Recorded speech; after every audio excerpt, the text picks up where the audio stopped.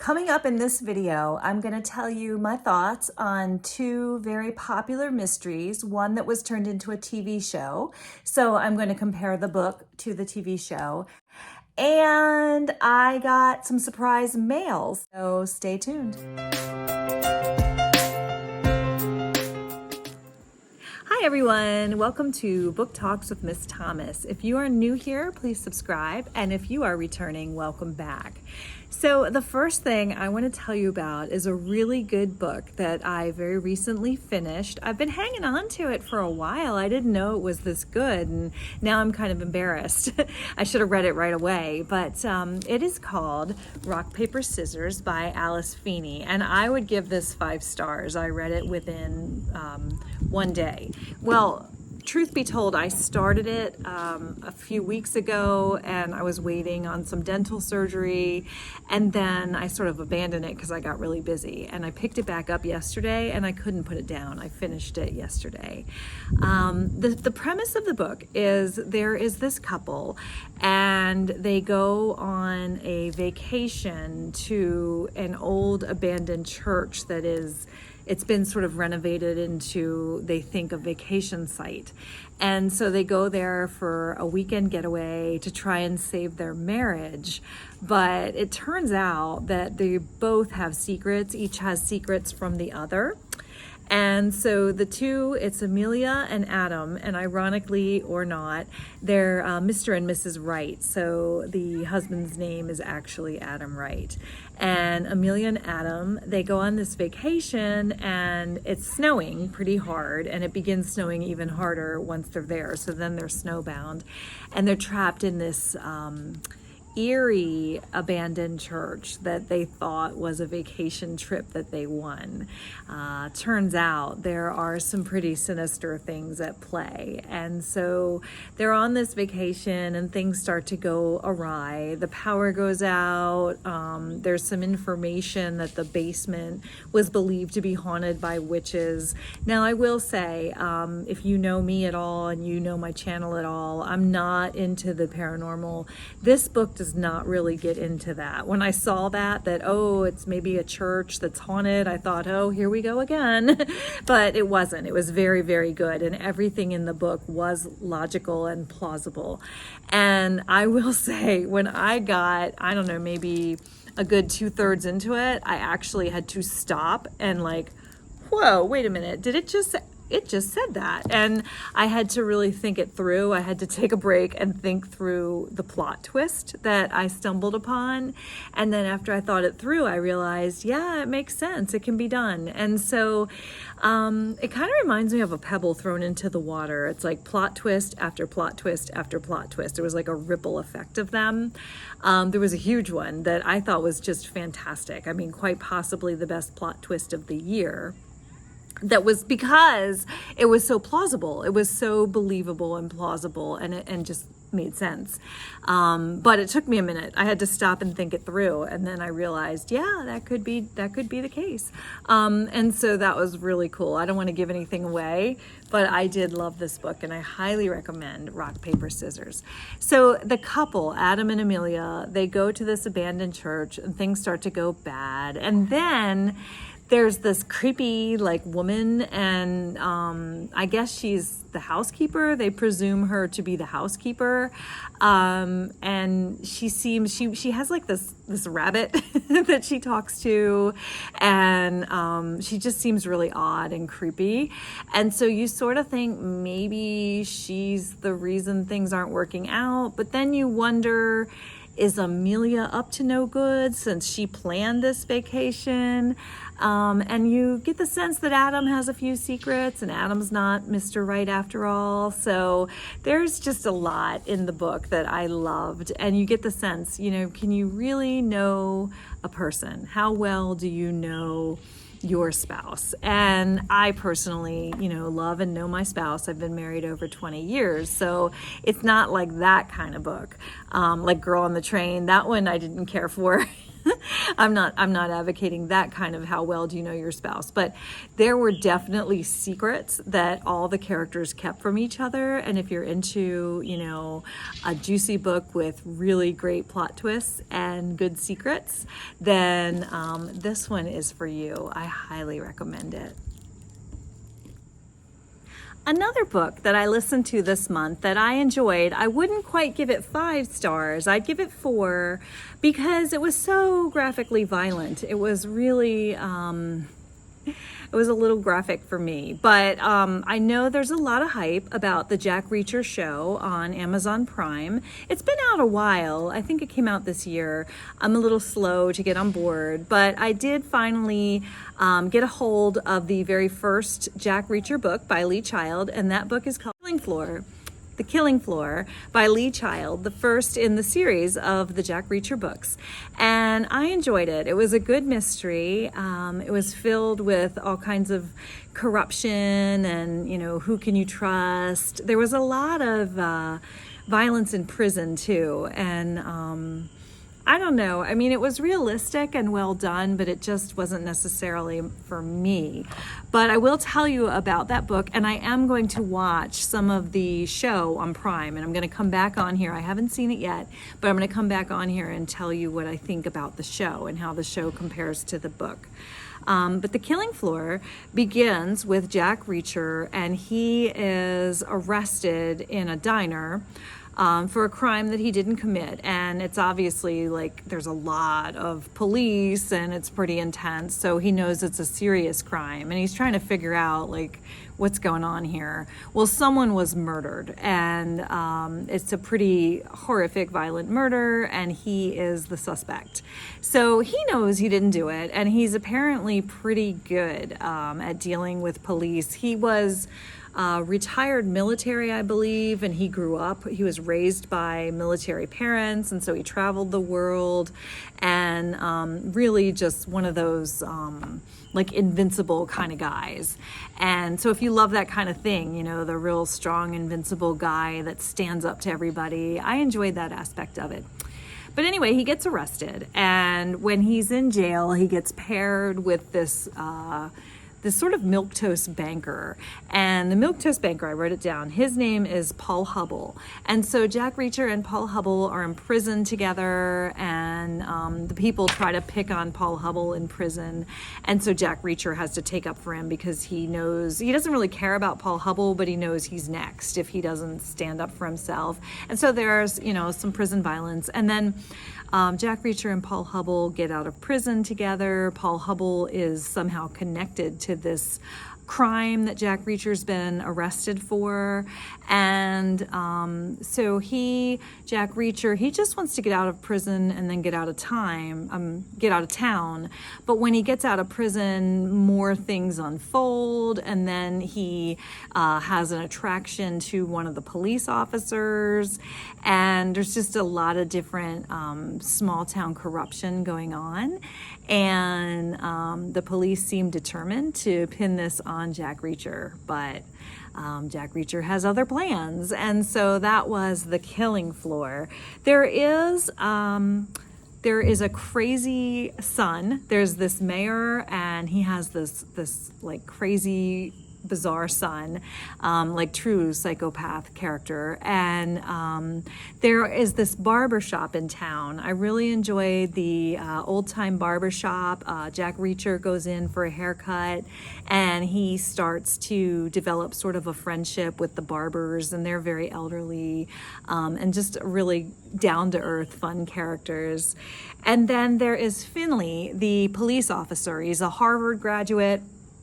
And Jack Reacher befriends him, and they work together on this case, although Jack Reacher's not a police officer in the area. Paul Hubble is a banker, and he has a wife named Charlie Hubble. And so Paul Hubble disappears after they're released from prison, and come to find out, the people who committed this murder are really very violent, very evil people. And so Paul Hubble, he has disappeared. Has he been killed? Is he on the run? Jack Reacher is pretty convinced that he's been killed, but Paul Hubble's wife, Charlie Hubble, does not believe that. And so she hires Jack Reacher to try and find her husband, Paul Paul Hubble. So Jack Reacher's on the hunt for Paul Hubble. The police are after Jack Reacher for a murder he didn't commit. And then there is this Finley, the police officer who befriends Jack Reacher, and the Roscoe. The Roscoe is the woman cop that Jack Reacher is attracted to. There's a lot of action in that book. It was really kind of fun to see how the story unfolds, especially since it's now a TV show. I can't wait to find out what the TV show looks like. I'm going to get on Amazon Prime and watch a little bit of that and come back and tell you what I think.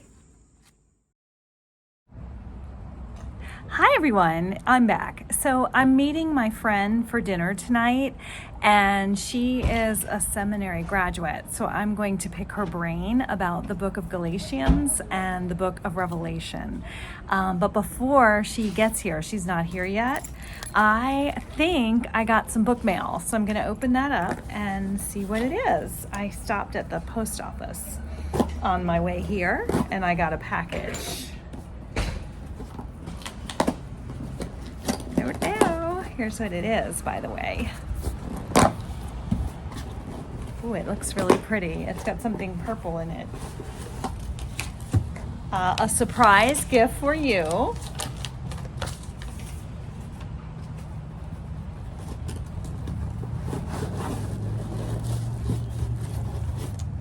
Isn't that pretty? It's really pretty. I guess this is the packaging, the Amazon gift packaging. And it says,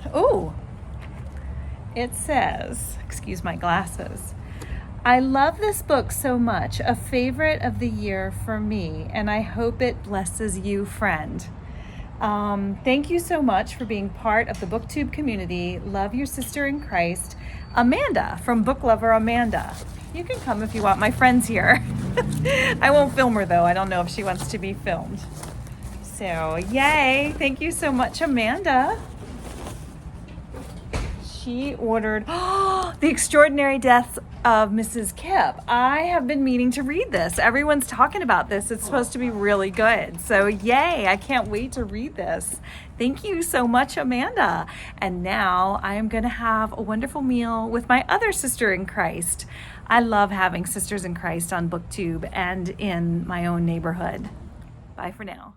Hi everyone, I am back and I am going to finish this video now. But while I am on the subject of my sisters in Christ and what a wonderful blessing it is to have such wonderful friends like Amanda at Book Lover Amanda, who sent me that lovely gift.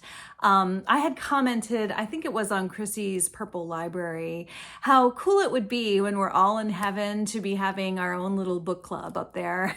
I love to think about that. I love to think about all the people that I'm going to meet in eternity. And my friend that I met for dinner right before I opened that gift, I want to tell you a funny little thing about her too. So we got the bright idea together that we were going to organize a women's fellowship for some of the women at church. It didn't happen because, you know, life happens and time got away from us. But we were trying to think of what would be a fun thing for women to get together and do. And so I found on Pinterest that you could take these little wreaths, and I got a bunch of them from the dollar store, and you can put strips of fabric and tie them into the wreath. And so I made this, and I think, hello, I think it's cute. On the back, you can sort of see the pattern. So some were in the middle and some were on the outer things here. So, typical me, I grabbed a bunch of fabric and just snipped and ripped, you know, I just snipped the edges and then ripped straight down. And you can see how messy and ratty, you can sort of see on this one especially, the fabric is. And my friend, you know, don't we all need that friend who just balances us out perfectly? She measures and cuts, and then she takes the pretty scissors to give pretty edges, and she made me a wreath. Even though the event got canceled, she wanted me to have a wreath to remember the fun that we spend planning it. And also, I really did want a purple wreath. So she made me this wreath And it's so pretty and so lovely. I wanted to put it on here. And it's just so funny how hers is so measured and lovely and carefully balanced, whereas mine is just, you know, snip and rip. And I think that's sort of how our personalities are, and we balance each other really well in that regard. Now, this is relevant because she gave me this wreath. You can see the back too if you're interested in making one. You get a sense by looking at the back how it works. Some are tied to the middle and some are tied to the outer ends. But it's really pretty. And then I found at the dollar store, I found a purple hanger to put it on because, you know, for Halloween, they had purple and black and orange hangers. So while I was watching Reacher, I'm going to tell you about the TV show Reacher. My friend gave me the wreath and then she gave me the leftover fabric. And so I started tying the leftover fabric onto a string of lights, and it's going to also go in the same room, and then I can plug in the lights and it'll just be really pretty white lights coming from the strings. But then I ran out and I had to say to my friend, can you cut some more of that fabric for me, please? But, you know, it's going to be really pretty when it's done. And she said she'd be happy to. So I did that while I watched Reacher. And Reacher, the TV show, was very good. I will say I don't usually like the movie as much as the book. I was kind of, you know, concerned about that. Am I gonna enjoy this at all?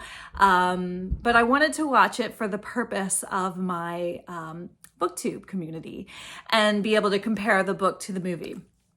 So I watched it. It is very much based on The Killing Floor, the first season of Reacher on Prime is very carefully follows The Killing Floor by Lee Child.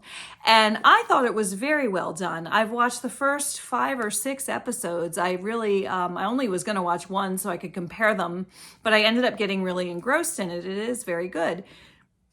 Some things I enjoy about it.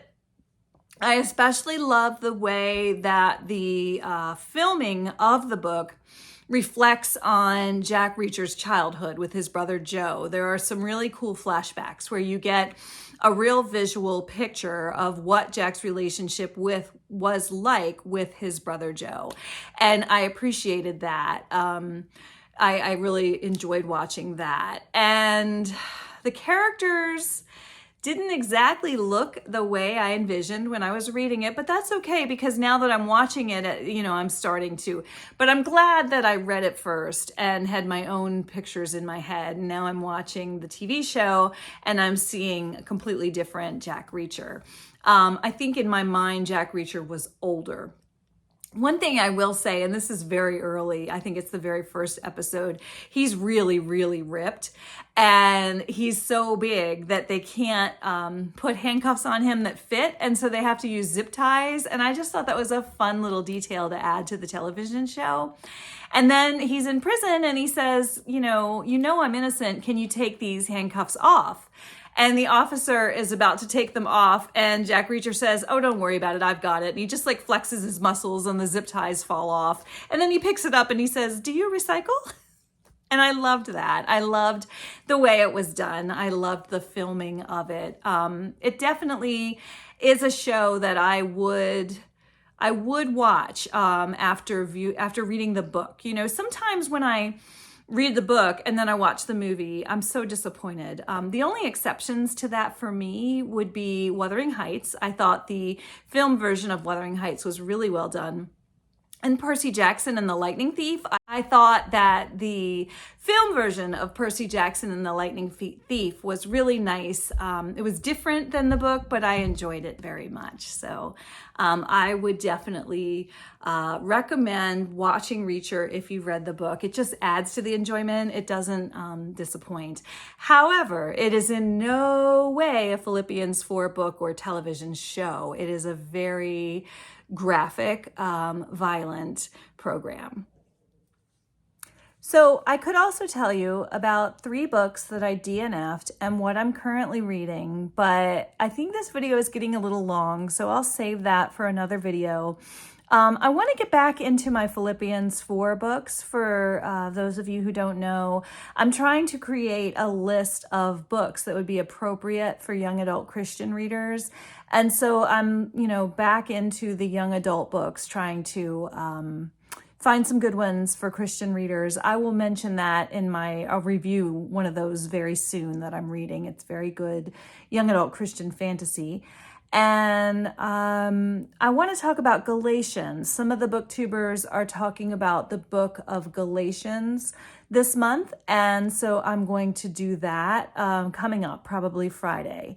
So looking ahead, that's what you can be on the lookout for. Hope everything's going well at your end and you're having a great reading week. And I am going to cut this video short and wish you all wonderful, happy reading. Bye for now.